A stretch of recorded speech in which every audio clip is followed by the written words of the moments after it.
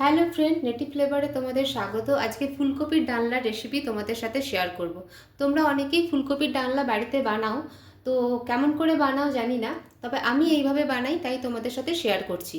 তো চলো আর দেরি না করে রান্নাটা শুরু করি। দেখো, কড়াই গরম হয়ে গেছে, কড়াইয়ে দিলাম সর্ষের তেল।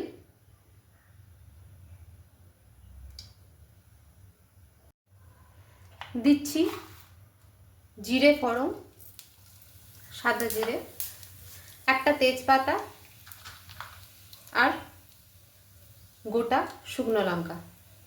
এরপরে ফুলকপিগুলোকে খুব ভালো করে ভেজে নেব।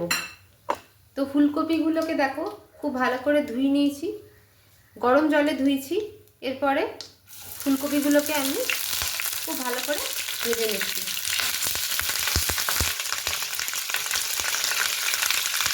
এরপরে সামান্য একটু পরিমাণে নুন দিলাম আর একটু হলুদ গুঁড়ো। এরপরে ফুলকপিগুলোকে খুব ভালো করে ভেজে নিচ্ছি।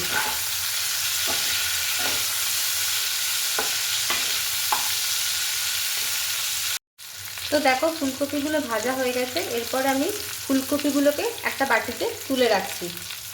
তো দেখো ফুলকপিগুলোকে আমি একটা বলে তুলে রাখলাম। এরপরে ওই তেলেই দেব আমি সামান্য পরিমাণে পেঁয়াজ কুচো।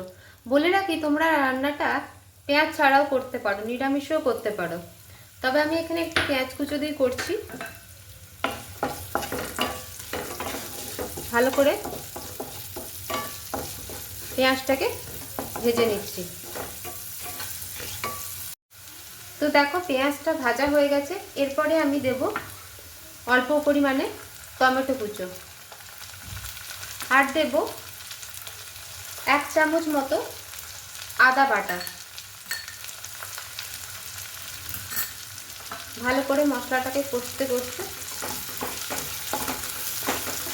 ভালো করে কষে নেব।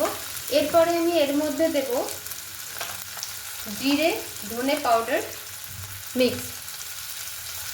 একসাথে আমি করে রেখেছি জিরে আর ধনে পাউডারটাকে। এরপরে মশলাটাকে খুব ভালো করে কষে নেব। মিনিট 2 মতো মশলাটাকে কষে নেওয়ার পরে আমি এই নুন দিয়ে সেদ্ধ করা আলুটাকে এর মধ্যে দিয়ে দিলাম আর দিলাম সামান্য পরিমাণে হলুদ গুঁড়ো। আলুটা দেওয়ার পরে আরও কিছুক্ষণ কষে নেব। এরপরে আমি এর মধ্যে দেব 1 চামচ মতো কাশ্মীরি রেড চিলি পাউডার। এরপরে এই ভেজে রাখা ফুলকপিগুলো আমি এর মধ্যে দিয়ে দেব।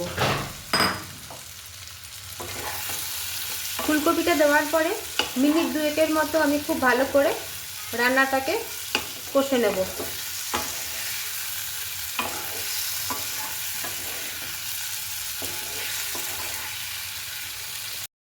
বেশ কিছুক্ষণ কষে নেওয়ার পরে আমি সামান্য পরিমাণে জল এর মধ্যে দিলাম। এরপরে মিনিট 5 মতো আমি এটাকে ঢাকা দিয়ে রাখছি। তারপরে তোমাদের একবারে সার্ভ করে দেখাচ্ছি। তো দেখো রান্নাটা আমার রেডি। উপর থেকে খুব সামান্য পরিমাণে একটু গরম মশলা গুঁড়ো আমি ছড়িয়ে দিলাম। তোমরা চাইলে দিতে পারো, আবার নাও দিতে পারো। তো কেমন লাগলো আমার এই রেসিপিটা অবশ্যই কমেন্টে জানিও। আর যদি আমার এই রান্নাটা ভালো লেগে থাকে অবশ্যই আমাকে কমেন্টে জানিও আর আমার চ্যানেলটিকে সাবস্ক্রাইব করে নিও। ততক্ষণ তোমরা ভালো থেকো, সুস্থ থেকো এবং সাবধানে থেকো।